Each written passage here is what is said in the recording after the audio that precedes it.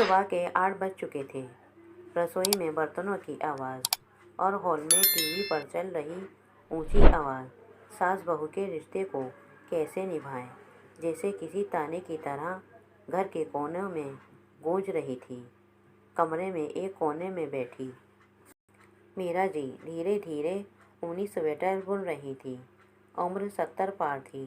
चेहरे पर अब भी वही आत्मसम्मान की झलक थी जो उन्होंने अपने पति राम रतन जी के साथ बिताए बरसों में कमाई थी।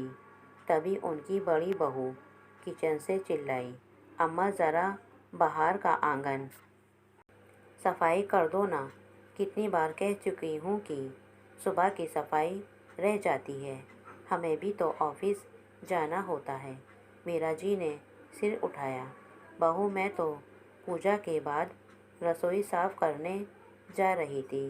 बाहर तो पहले नौकर ही करता था। अरे अम्मा, वो तो नौकर कब का निकाल दिया गया है। फालतू का खर्चा कौन करे। अब तो सबको थोड़ा थोड़ा काम बांटना पड़ेगा। बड़ी बहू ने झुंझलाकर कहा। इतना सुनते ही छोटी बहू भी बोली, माँ जी, आप तो घर में रहती हैं, बाहर झाड़ू लगाना क्या मुश्किल है। हम दोनों तो नौकरी पर जाते हैं। मीरा जी बस इतना ही बोली। ठीक है बेटा, जो कहो वही कर दूंगी।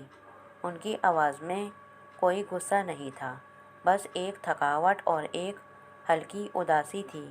उनके पति राम रतन जी को गुजरे अभी 6 महीने ही हुए थे और उन 6 महीनों में घर की गर्माहट जैसे कहीं खो गई थी।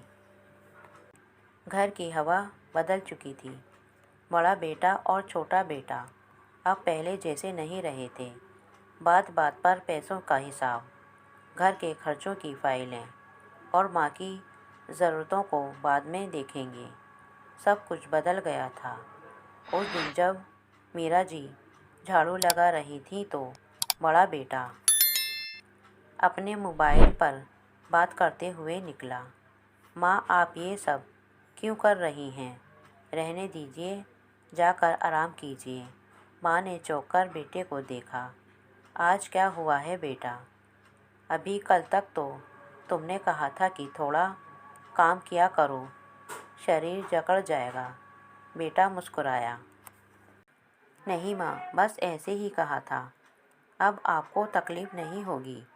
छोटी बहू ने अंदर से कहा। अरे भाई, ये तो चमत्कार है। आज भैया को अम्मा का ख्याल कैसे आ गया? बड़े बेटे ने कोई जवाब नहीं दिया। उसने बस इतना कहा, माँ, कल हमारे घर वकील मोहन जी आ रहे हैं पिताजी की वसीयत पढ़ने। इतना सुनते ही कमरे में एक पल को सन्नाटा छा गया। मीरा जी की आंखें भर आईं। अरे, वसीयत उन्होंने तो कहा था कि सब कुछ बराबर बांट देंगे। हाँ अम्मा, बेटा बोला, वे सब तो ठीक है, आप चिंता मत कीजिए। अगले दिन सुबह सुबह घर में गर्मा गर्मी थी। दोनों बहुओं ने टेबल पर नाश्ता सजाया, पर माँ के हिस्से की थाली किसी ने नहीं रखी। इतने में दरवाजे पर दस्तक हुई। वकील मोहन जी भीतर आए। राम राम मीरा जी। आपके राम रतन जी बहुत अच्छे इंसान थे। ईश्वर उनकी आत्मा को शांति दे। उन्होंने फाइल खोली और सबको बुलाया। सभी सदस्य उपस्थित हुए। सब कुर्सियों पर बैठ गए। मीरा जी एक कोने में चुपचाप बैठी थी। मोहन जी बोले, अब तो वसीयत पढ़ी जाएगी। राम रतन जी की वसीयत। मैं राम रतन शर्मा अपने पूरे होश हवास में ये घोषणा करता हूँ कि मेरी संपत्ति, मेरा मकान, बैंक बैलेंस और दुकान मेरी पत्नी मीरा जी के नाम रहेगा। मेरे दोनों बेटे और बहुएं जब तक उन्हें मान सम्मान और स्नेह देंगे तब तक वे इस घर में रह सकते हैं। यदि कभी मेरी पत्नी को किसी ने अपमानित किया या उन पर कोई दबाव डाला तो पूरी संपत्ति राम रतन ट्रस्ट में दान मानी जाएगी, जिसका उद्देश्य वृद्ध आश्रम और अनाथालयों की सेवा करना होगा। मेरी बेटी, जिसे मैंने बराबरी की शिक्षा दी, उसके लिए मैं 10 लाख अलग रख रहा हूँ, जो माँ की निगरानी में उसे दे दिए जाएंगे। राम रतन शर्मा। मोहन जी ने जब पढ़ना समाप्त किया तो कमरे में सन्नाटा छा गया। बड़े बेटे का चेहरा उतर गया। छोटे बेटे ने सिर झुका लिया। बड़ी बहू और छोटी बहू एक दूसरे का चेहरा देखने लगी। मीरा जी बस चुपचाप आंसू पोंछ रही थी। वकील साहब बोले, राम रतन जी ने ये वसीयत 1.5 साल पहले मेरे सामने दर्ज करवाई थी। उन्होंने कहा था, मेरी मीरा कभी किसी के आगे झुके नहीं। अब ये घर, दुकान और बैंक बैलेंस सब आपकी माँ के नाम है। ये सुनते ही बड़ी बहू बोली, अम्मा आप हमें पहले बता देती, हम तो बस आपकी मदद करना चाहते थे। मीरा जी ने शांत स्वर में कहा, मदद या हुक्म? फिर मुस्कुराकर बोली, कोई बात नहीं बेटा, अब सब ठीक है। भगवान ने मुझे जितना दिया मैं उसका इस्तेमाल इंसानियत के लिए करूँगी। बड़ी बहू ने झुंझलाकर कहा, मतलब आप हमें कुछ नहीं देंगी?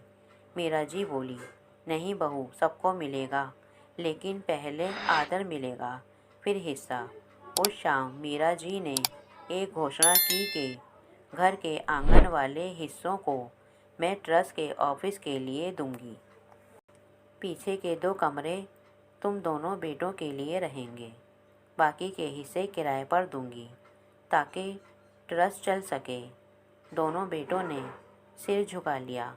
बड़ा बेटा बोला, माँ माफ़ कर दीजिए हमें, हमने आपका दिल दुखाया।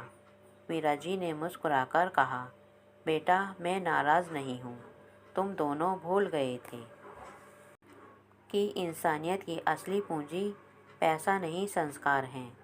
तुम्हारे पिताजी ने यही सिखाया था। बड़ी बहू की आंखें भर आईं। माँ जी हमसे गलती हो गई। कुछ महीनों बाद राम रतन ट्रस्ट शुरू हुआ। हर हफ्ते मीरा जी खुद वृद्ध आश्रम जाकर बुजुर्गों से मिलती, उनके लिए कंबल, दवाइयाँ और भोजन पहुँचाती। उनकी बेटी हर महीने वहाँ आती और माँ के साथ सेवा करती। एक दिन बेटी ने कहा, माँ बाबूजी ने जाते जाते आपको जीवन का सबसे सुंदर तोहफा दिया, आत्मसम्मान। मीरा जी मुस्कुराई, हाँ बेटा, सच कहा।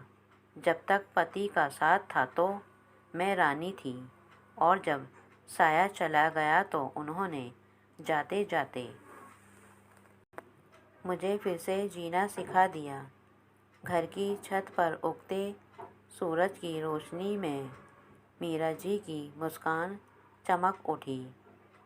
अब वे किसी की बूढ़ी माँ नहीं बल्कि अपने सम्मान की मालिक थीं। तो दोस्तों, ये कहानी आपको कैसी लगी कमेंट करके ज़रूर बताइए। वीडियो अच्छी लगी हो तो लाइक सब्सक्राइब करना बिल्कुल ना भूलें।